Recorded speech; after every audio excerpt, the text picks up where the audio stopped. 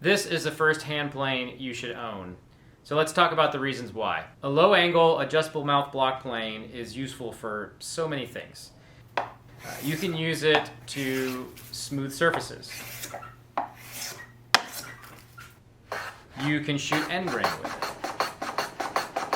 When I need to true up the end of a large block of wood, like the leg on a workbench, I'll actually use the block plane to get it totally square.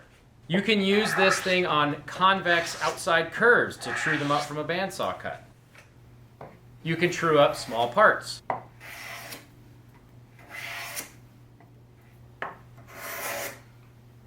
You can create profiles on edges.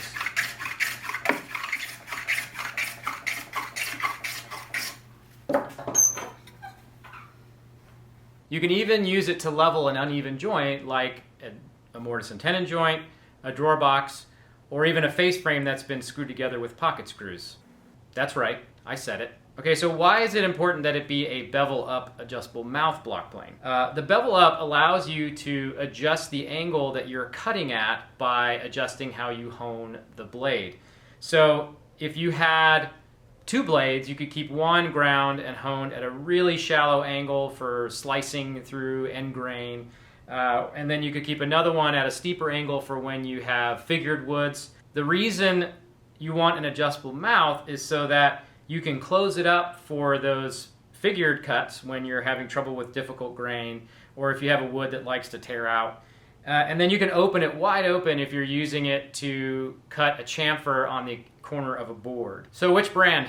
Well, it really doesn't matter whether you go with a Lee-Nielsen or a Lee Valley, but like I said in the very first video, those two are the floor.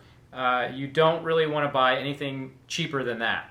I have seen hand planes from very highly regarded companies who used to make really good tools, and I've seen their new stuff, and it really is a tool-shaped object. That bed test that I'm going to show you in the setup video for this plane, the bed is actually milled at a slight cant, which means you have to skew the blade really hard in order to get a straight cut.